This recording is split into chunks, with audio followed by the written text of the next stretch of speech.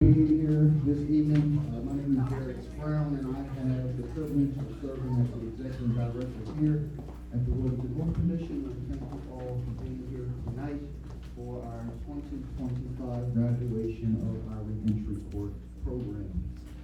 As we begin our program, tonight is about our graduates. I want to thank all of our board members that are here, our financial supporters, in our banking industry, within the community, and our state partners, Delaware Department of Correction, Probation and Parole, Department of Health and Social Services, all provide these wraparound one-stop services that make ensure that our program members are successful as they come back home into the community. At this time, we're going to ask one of our board members to come with welcoming remarks, Reverend Aaron Holmes.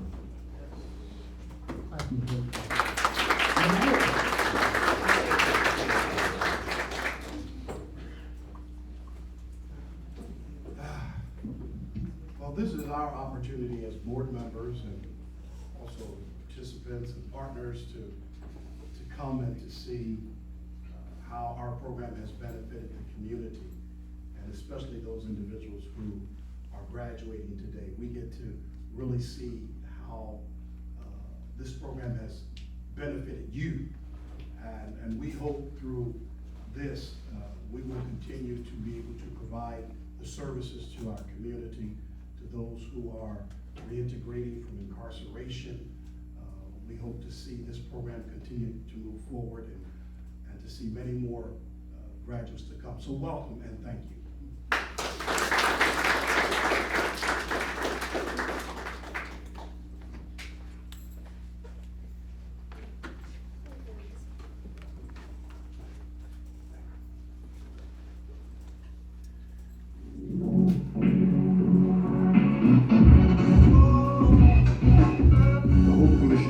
Is our biggest event by far during the year. It is a time within the calendar year where all of our guys who have successfully completed the program, they get to come together, gather their certificates. We get to celebrate their progress and their graduation from the program. For me as an employee, it means that what we do here matters.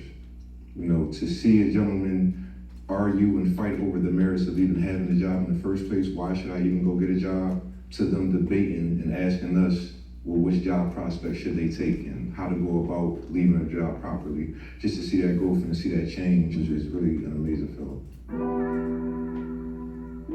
The HEAP program is a form of CBI or CBT, we call it cognitive behavioral therapy. And that's just a fancy term for when you talk about the issues in your life and you kind of revisit those things with a different mindset. So I run a specific part of CBT, we call it HEAP. It was created by two gentlemen of the same demographic of many of our members. And what it does is it takes CBI in its traditional language and it puts it in much more relatable terms to our demographic of gentlemen.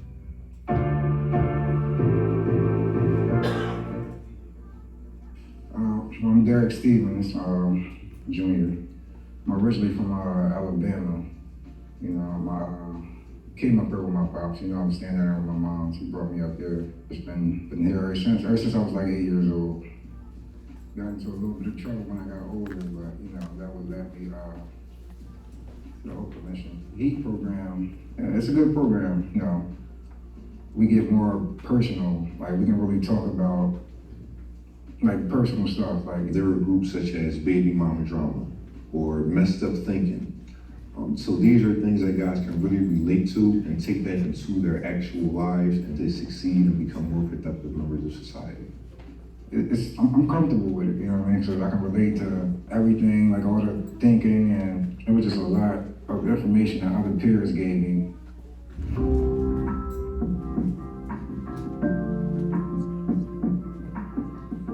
My name is Paulie Williams, 37 years old.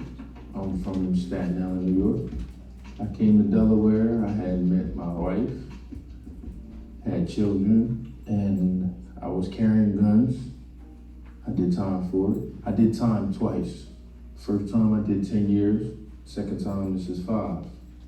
I seek help through Judge Butler. I wrote him. He wrote me back and accepted me into the program.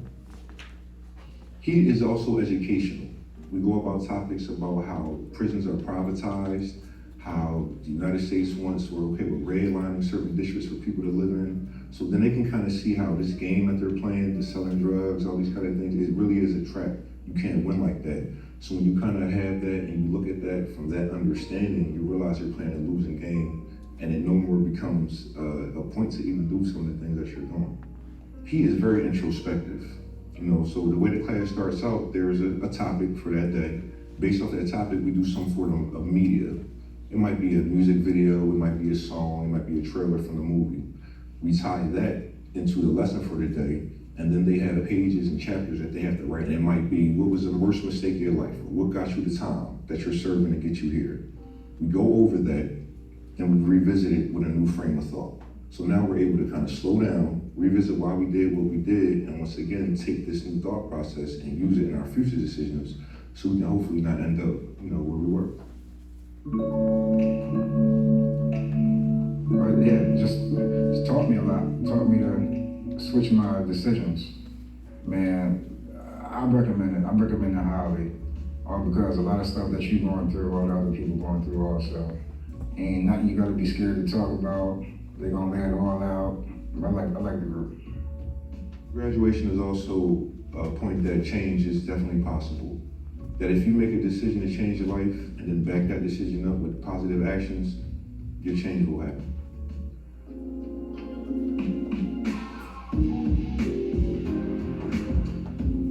I got a job. I got my CDL. Because I haven't been working in the past. Like I would always try to hustle and all that. Never worked a job more than 6 months. So I done passed that 6-month mark already, so that's why I say success. I appreciate you. My children, being the greatest father. Like I never, ever, in a million years, thought I would be this great as a father. And that's and it's natural to me, so I'm thankful for that. So for the clients that recognizes their hard work and their efforts, some of these guys have never graduated anything in their entire lives, and most of them have never even completed probation successfully. So just that internal knowledge that I did something that was very hard over the course of a lot of months, internally that kind of drives the person to take that mindset to the future and to other endeavors in life so they can just be positive members of society. In the end, he just helps us make better decisions and slow down in our lives, and that's kind of what we all need, whether we've been incarcerated or not.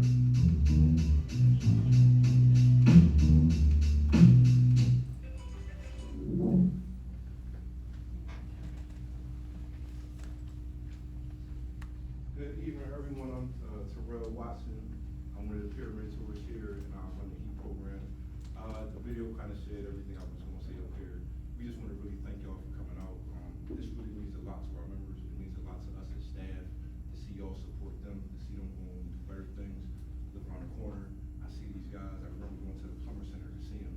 Now I see them riding around working at the barbershops, their families doing their thing. So this is like amazing for me. It's an inside joke between us. I think I get ready. So I appreciate y'all. Hope we did our job. Just once again, let's congratulate you guys.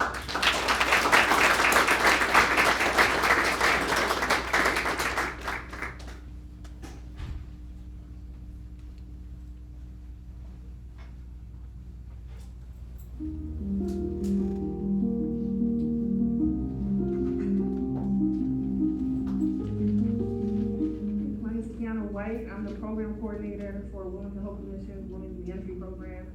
I've been working for HOPE Commission for about 5 years now, and women reentry is something that just started 2 years ago. After working with the men for almost 4 years, you realize it's not only a man problem, right? Women are also re-entering society, so they need the same type of help that we do here for the guys. One of my favorite things about working in this field is you never know who's gonna walk through the door or who you're gonna be working with. And that's how it was when Miss Linda Webb came in.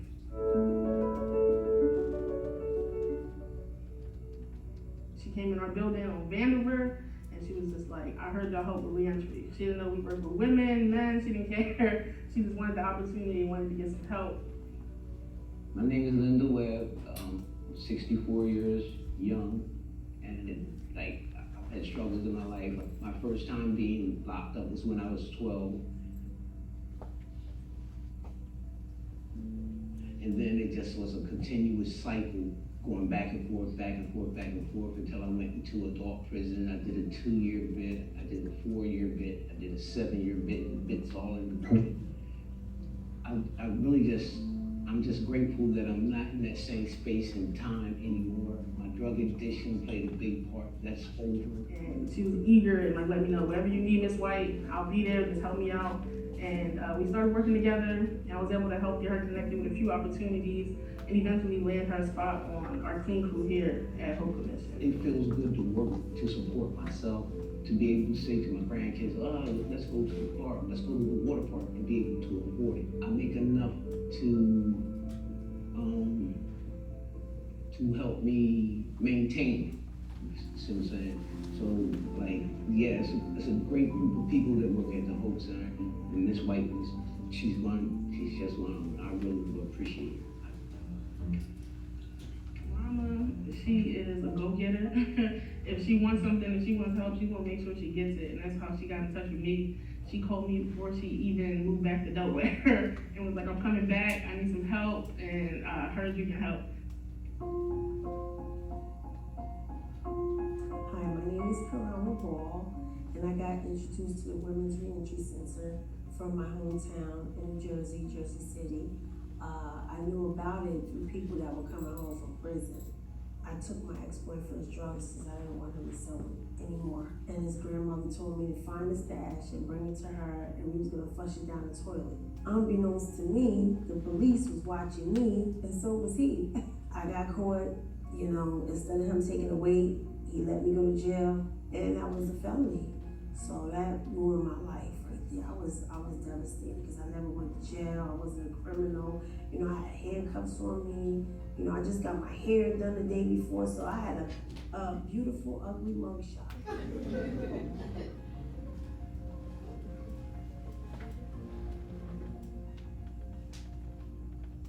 My addiction. It was bigger than homelessness. So I struggled with drugs in my hometown. And it's still like makes me choke up because I just can't believe I lost so much, you know? And that's when I sought out HOPE Commission, met Kiana, and the rest is history.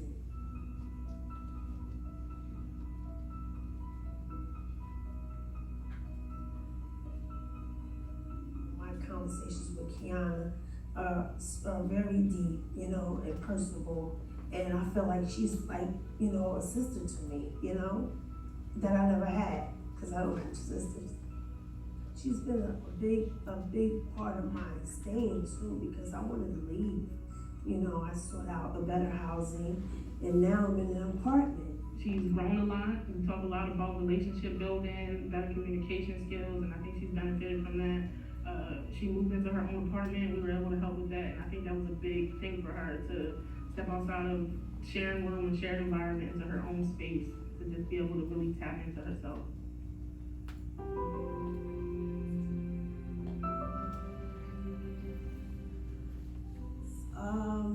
Life-changing. It really is life-changing. Just the little things, you know what I'm saying? From bus passes, those little things, they mean big things to you when you don't have it. Encompassing. Why? Because they have several different programs to help people who have been incarcerated upon release to come back to community and find some form of work or resumes, things that are necessary just to survive or to find a job, you know, to be relevant. A stepping stone. Really helpful. You know, I would say, you know, put God first, but they're like right after that. Especially if you don't have like the resources and everything. I'm from Wilmington, Delaware, but I wasn't born here. And it's like, I really don't have the support that I have, but since I ran into Kiana, she's been really helpful, really. And I'm staying out of trouble. It's been 2 years since I haven't had any encounters with, the law. One of my biggest challenges was patience. I just expected everything to just like come fast, how it used to be, and knowing that times change. Really about patience. Just having the faith that everything is going to be okay because you have the resources. It may not be as much, but it will grow. So faith of a mustard seed. I really just gotta have patience. This program is really just important because women need to know that there's a place where they can go and they can be open. A word that describes this program for me is real. It's real here. You can come to me, you can talk to me. We're not here to judge you. Our sole purpose is to help you.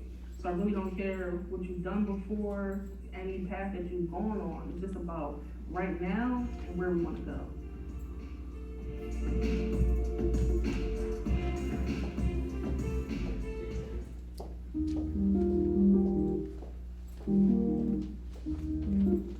evening, everybody. First, I just want to clap it up for HOPE Commission expanding to men too.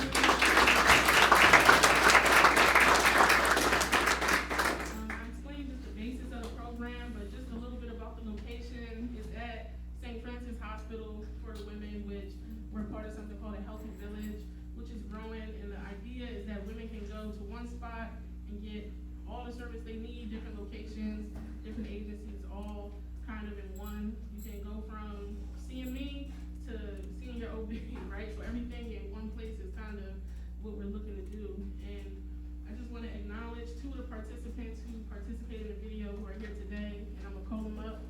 Karama Ball.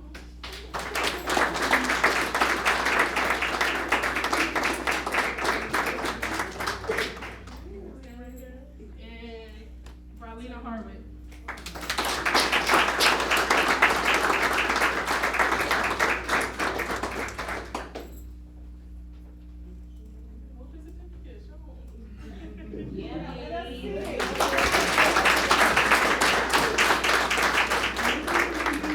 Share your story, even though it seems like simple and just fast, like they did it. It takes a lot for people to open up. So I really appreciate you 2 ladies for doing that. And you guys are doing amazing. Thank you.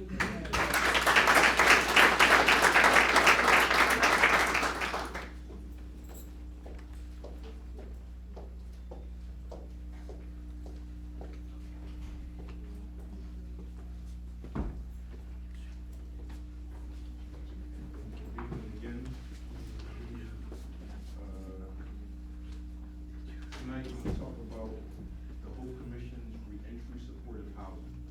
So to make a long story short, we have a house that our guys can stay in, a 4-bedroom house. It's in an effort to hope our members here become successful in life and in reentry.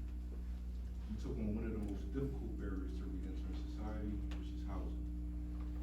In this room, I'm sure some people who have never had to worry about where they've had to sleep at night. I'm 100% positive there's some people in this room who have.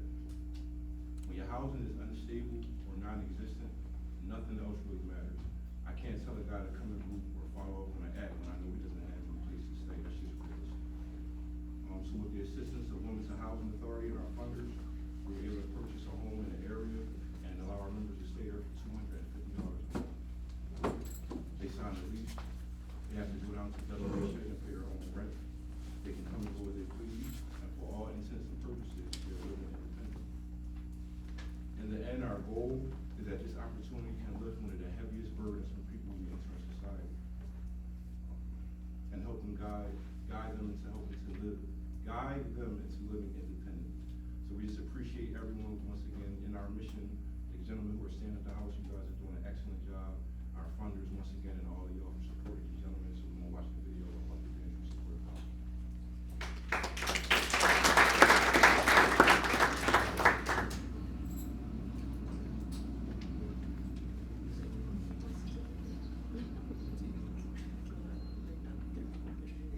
My name is Daquan Reams. I'm from right around the corner, 23rd Street, Wilmington. I grew up here, raised here. Alhamdulillah. And today I'm here in the Hope House because, I was having some situation with my parents and it wasn't working out in my living situation. And so, the whole commission, you know, provided me some support. Alhamdulillah, it was very beneficial for me. Our reentry house is located at 931 Vanderbilt Avenue. With our guys, they come to the program. If they have a need for housing, they sign a lease. This is through WHA. They can stay there for as long as they're in our program. So they pay $250 a rent. It's down the street. It's convenient walking areas. They got all the amenities. It's a fully furnished house, washer, dryer, TVs, air conditioner. It's a real blow off of them for them to be able to go there. You know what I'm saying? It's right here, it's the living room. I don't really be down here too much. It's the kitchen. You know, come through. I don't really know how to cook, but try to make it work. I went to prison when I was 16. So before prison, my mom did everything for me. I had no idea that this was what she was doing, but she did everything for me. I didn't have to do anything. I was a child. And so coming home as an adult, I really didn't have any type of life experience of being an adult. I only had a childish mindset. Nice little backyard out here.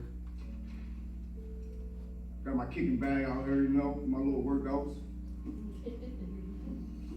Don't worry about that. So that was my dilemma. I had to either get out of my mom's house or move to Chester. I brought that situation to the HOPE Commission. I spoke to Terrell, and in 5 minutes, Terrell said, "Hold on, man, we're not letting you go out like that. Nah, we know you're not going out like that, man. Listen." 5 minutes later, I had a leasing agreement and some keys in my hand. You can stay here tonight. One of the biggest things that individuals have to deal with coming home from incarceration is stable living. Whether it be being on probation and having to agree to someone putting a landline in their house, or having the parole officers come in and check when they want to. Whether it be, I've been incarcerated for many years, so maybe I do things a certain way, maybe I watch a certain way, maybe I stack my items in a certain way. These are things that are understood at the HOPE Commission. Our guys being able to stay in that house is really a blessing for them because they get to experience life on their own terms. Some guys have never had their own room. Many gentlemen have never had a kitty. Most of them have never been on a lease that they're responsible to pay rent in. So it really teaches individuals how to live independently, and that's something that is really a blessing for these guys. One day I was in prison, and I was in the SHU, so I was in isolation. Somebody came to see me, and it was Darius Brown.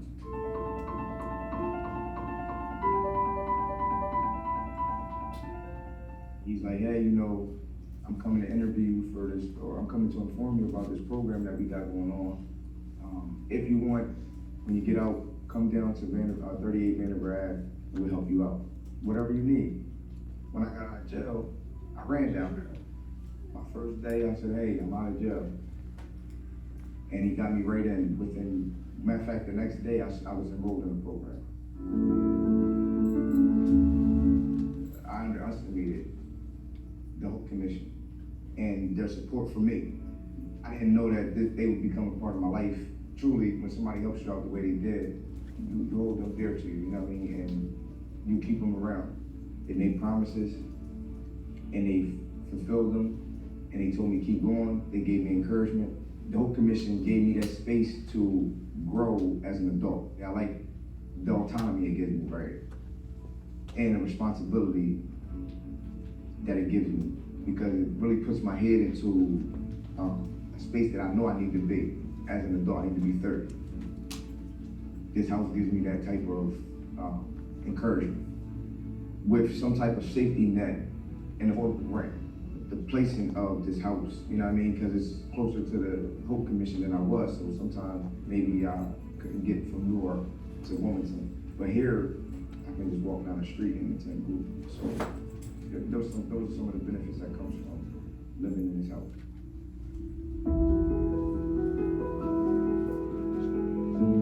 The word that I would describe, the word that comes to mind whenever I think about, you know, how I feel how I feel about the HOPE Commission is like big brother. That's the word for me. Because in my experience, I got a little brother, and I can't be successful if my little brother is unsuccessful. I know where he came from. I know the house he grew up in. I know the lessons he learned. I know that he's in trouble, like I was in trouble. And if I know this, it's my responsibility as his big brother to inform him, to bring him up, and to support him, and to make sure that he is successful in whatever he endeavors. My success lies in bringing my people up. That's when I feel most successful. And so the Hope Commission, how they reached back in and gave their hand and pulling me out of this situation, it feels like a big brother. It feels like the Hope Commission is my big brother. And they don't feel successful unless I succeed.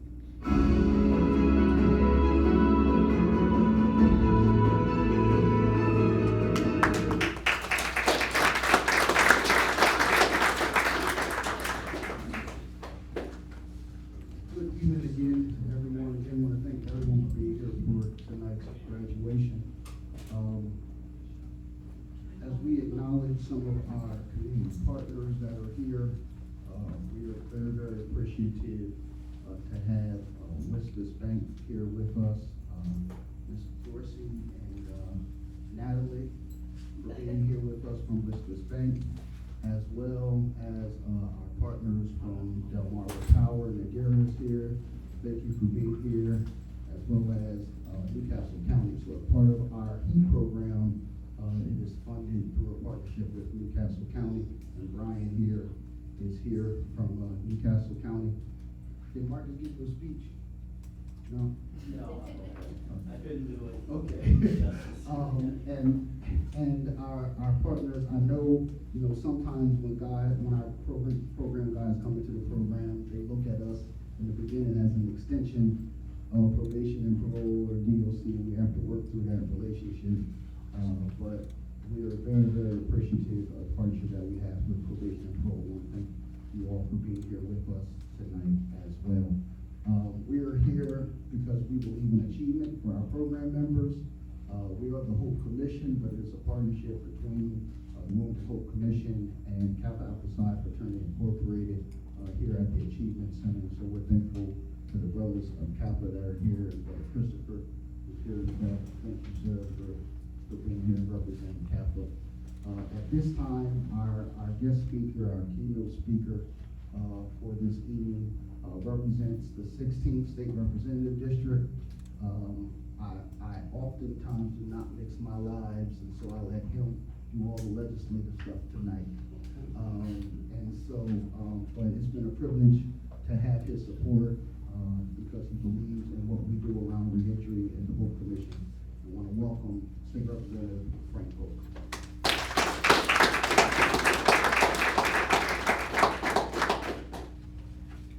Thank you, sir. You're my boss. I don't know about that. First, I want to say hello to everybody. I'm glad to be here. I've been coming to every graduation Darius has had here at the HOPE Commission, and it's important. Let me tell you a little bit about me. I'm born and raised in Delaware, right over the hood, and I know y'all Cash Ave, Route 9. You've heard of it before. So here, be real. I was a cop for 30 years. For 30 years, chasing some of the notorious drug dealers in this state. But one thing I have for them is respect. And it comes both ways. And through that respect, we have Reverend Moyer and Aaron Moore working at the prison. I see my probation parole folks in the back. But it takes a village, and it takes you men and you women. I'm glad we have reentry for women, because I've been down at Baylor, and I soon got elected into being a legislator, and maybe the vice chair of corrections, and the chair of public safety and homeland security. But I believe in second chances. You know why I have the shirt on? Because this is Senate Bill 111 and 112. It's called Clean Slate. It's a chance to start all over, because we all make mistakes. Me too, and didn't get caught. Me too, and didn't get caught. I'm just saying. So I'm not perfect. I'm not sitting there saying I'm perfect. And we all make some bad decisions in life. Me too. Had a chance to graduate from Channing State University, HBCU, where they won national championship in Rabbit Street. Penny Cisco Kid Henson was one of the star players that got a national championship and he's not even in the DIAA of the Writers Association of Sportsmen in this state. Won a national championship as the MVP, right up the street here. That's where he lived at and raised at. And I grew up and raised and had a chance to come out here to go to 26th Street Park, Price's Park it was called then. Played basketball with some of the greatest players right here in the city. But it's all about you graduates. It's very, very important that you do. And I do 3 R's: read, research, and then respond. And what I do is I look at, I say, what is the philosophy of reentry? What is it all about? Because it's about reentry because I'm dealing with DOC. And I have to. It's very, very important. You know, right now you're reading the paper about the W building and about air conditioning and treatment. We're all human beings and we need to be treated right. We all need to be treated right. And that's a fact. Because Reverend Moore back there would call me 2 in the morning when something's wrong and going on in the prison system. Either it's Gander Hill, Root Vaughn, or probation parole, or dealing with that stuff.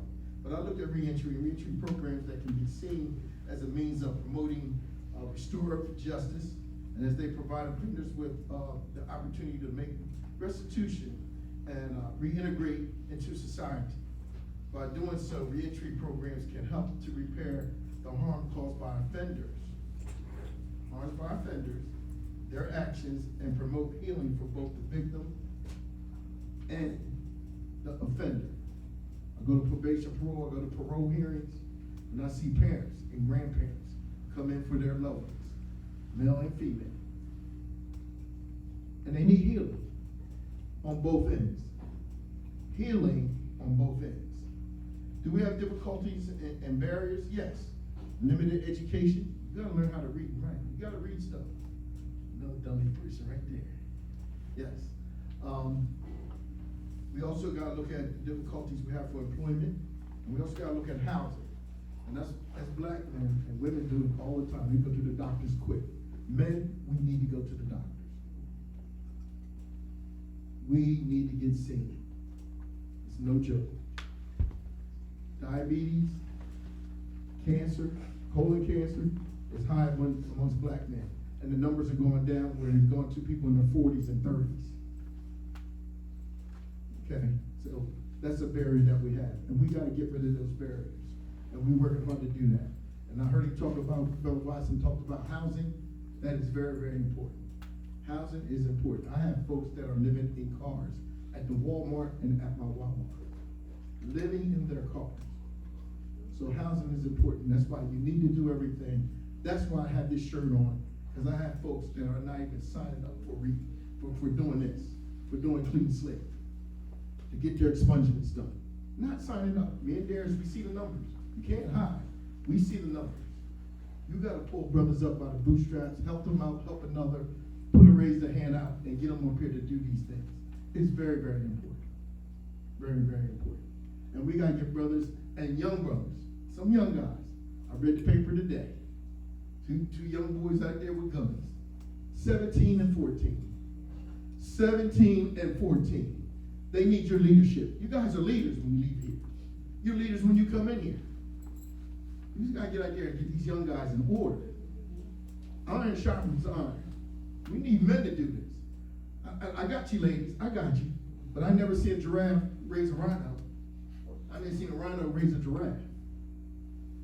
As men, we need to step up and help out these young brothers out here, because that number's going up. You know the fastest going on in prison right now? Women. Women population is going this way. Right now. And you can see it going on. But we need to do something, not just talk it. We need to walk it. And you guys have walked it with this program. And I've seen it done. And you gotta continue to do that. Get out there and bring a brother up. You see it on the corner, you see it here. We need to help him out. Say something. There's nothing wrong with it. So, you know, when you look at the recidivism rate in our state, do you know we're number 1 in the country? The state of Delaware is number 1 in recidivism in the country. Whoa. You brothers, step up one more step. Help out these young guys. We need to help them out. We need to do that. And when you read and look and try to get the right stuff and try to learn This is very, very important. I wouldn't be here if it wasn't for Judge Butler. Charlie Butler was my prosecutor. I get the drug dealer, he prosecutes the drug dealer for me. He used to do that. Look what he's doing now. I'll be proud when he comes out and says, hey, I'm helping this. Every time I come to graduate, he said, man, he said that on here. Judge Butler helped me out.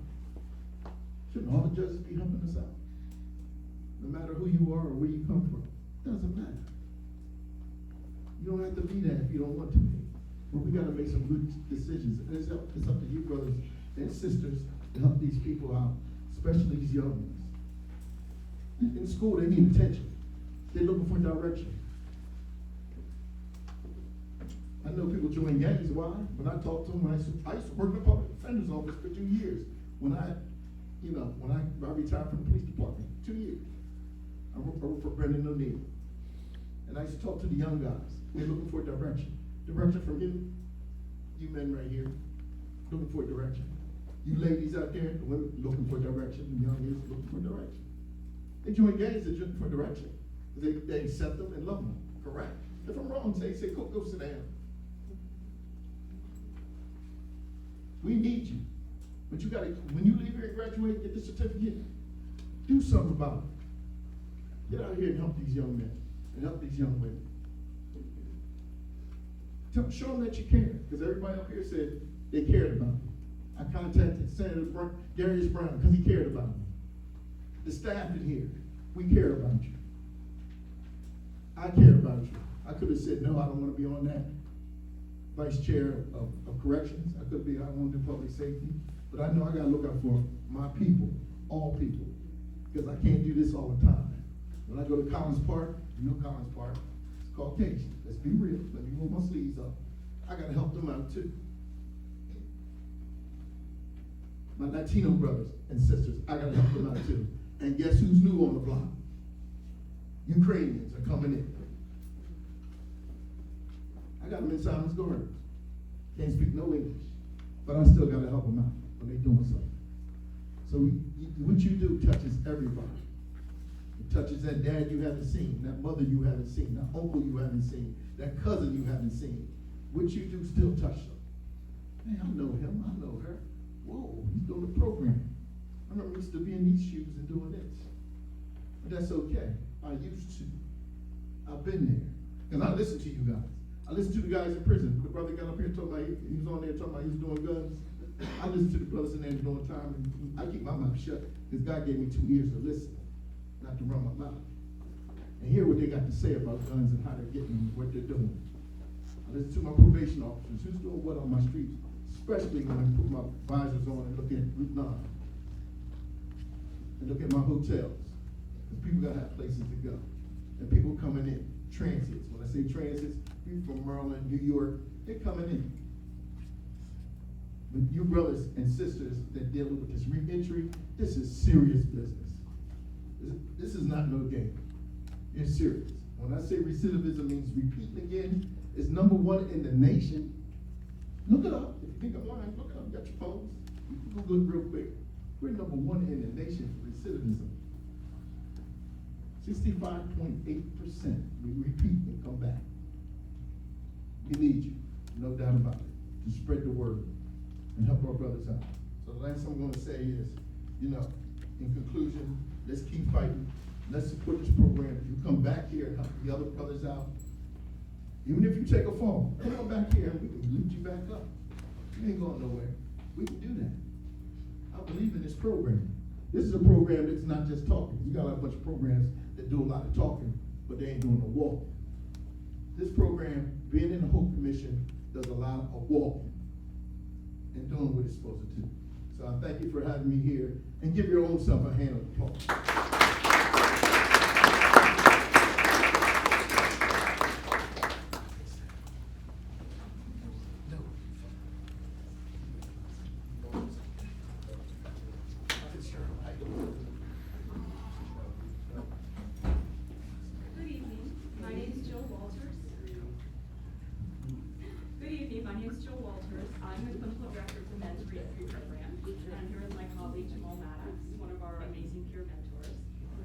We have the honor tonight of conferring the certificates on the men who have graduated from the reentry program in the 12 months. We'll start with Jermaine Alexander.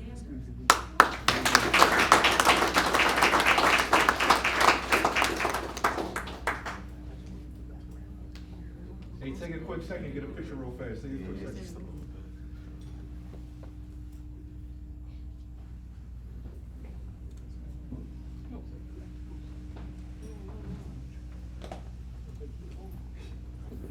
Elton Chandler.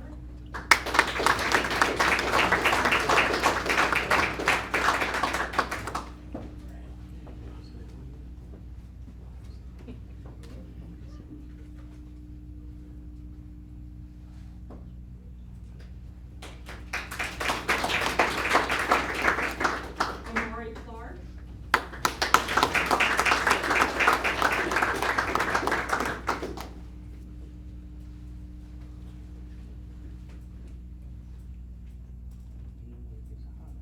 Y'all can smile. Tavon Purcell.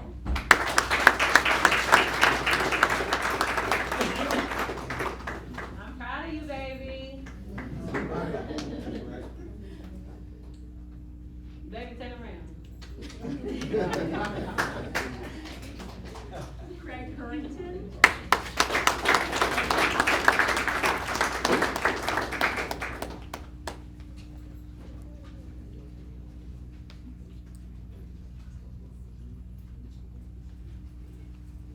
Anwar Hackett.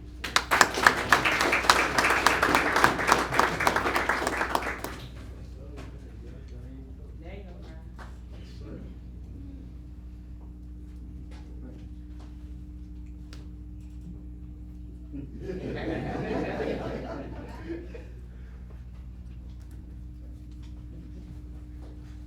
Fayon Howell.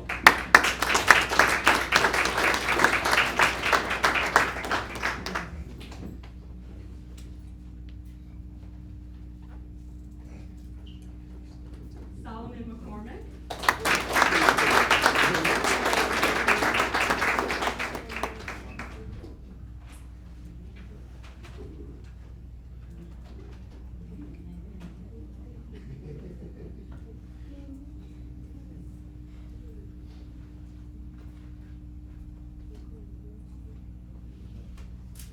Keenan Mitchell.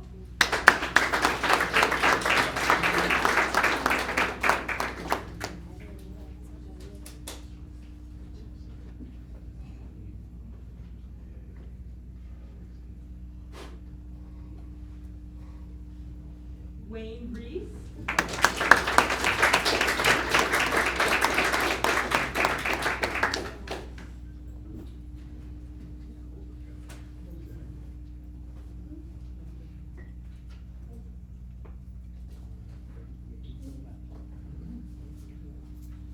Samuel Thorpe.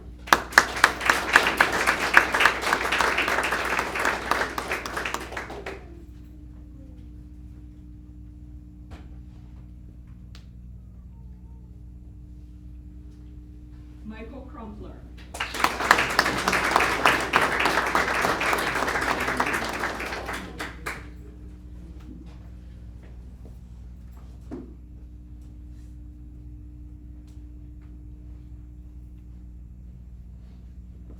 Ladies and gentlemen, can we have a round of applause for the graduates?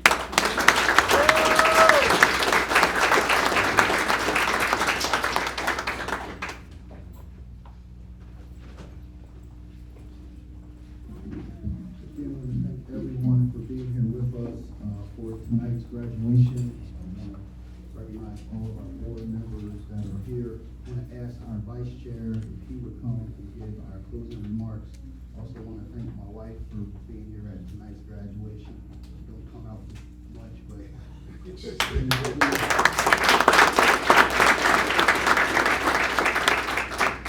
must be dinner.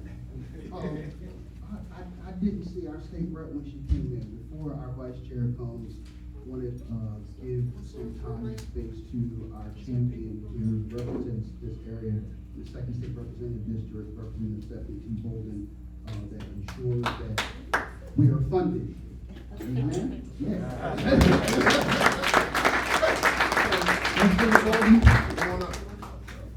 Come on came to say hello to us. That's right. You look good. Congratulations, everyone. Can I have all the graduates please stand? That's right, y'all.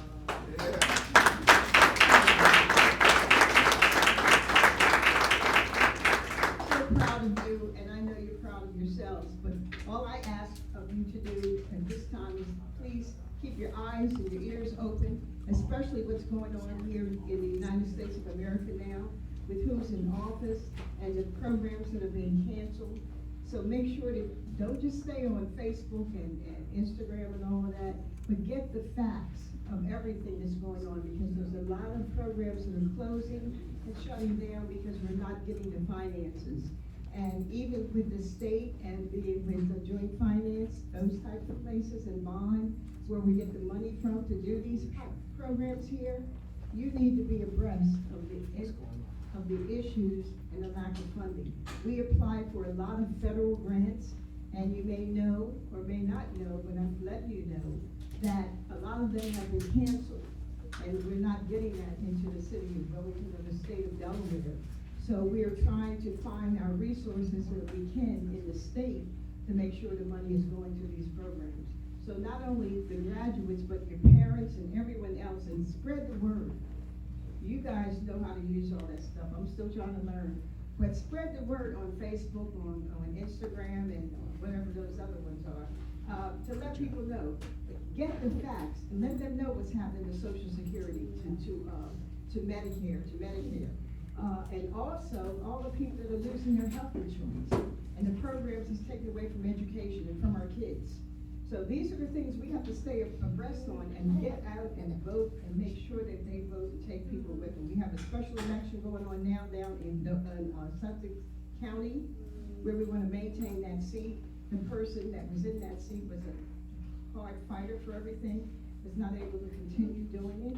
So it's a special election with the person to take her seat. If you know anybody down in Lewis and Milton, Delaware, start calling them. Tell them to get out and vote. The special election is on August 5th. So we need everybody. We need to maintain that seat in the General Assembly in order to get things done. So look, thank you guys, and I'm going to take a picture so I know everybody's face, and make sure that you're doing what you're supposed to do and get out and vote and make people vote. That's the important thing, but the most thing, educate yourselves as to what's going on in this United States of America. You don't want to end up at alligator Alcatraz. And I'm sure you heard about that. That's what Trump did. Thank you guys. Thank you.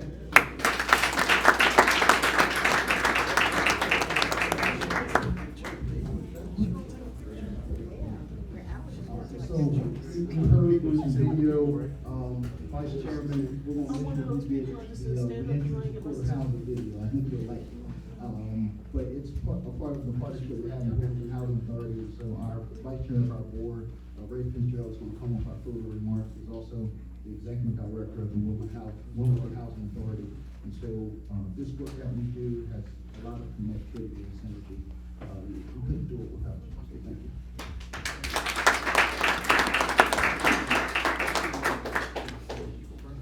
Closing it out. Yes, sir. Yes, sir. Good evening, folks. Good evening. I just want you guys to know, I don't know if you have any gentlemen, to know, you should be proud of yourselves for your accomplishment, and your participation in this program. Like Darius mentioned, Wilmington Housing Authority and our nonprofit, the Delaware Affordable Housing Group, are willing partners to help you guys, whatever you need, whatever we can help you with, in terms of, need some job training, need help with housing, things like that. See Darius, will, give it to me, and we'll do what we can to support you. I know some of you may know that the house on Vanderbilt, that the HOPE Commission manages, that's a partnership between our agencies. One thing I wanted, this is a step that you guys are taking to, be positive and remain positive. This organization exists to support you, no matter how long it takes you to, whatever you need, how long it takes you to get yourself together. We're here to support you, and think we're just making it up, come see us, try us, and see if we're not telling the truth. So, with that, I'm going to end the meeting. You all have a wonderful evening.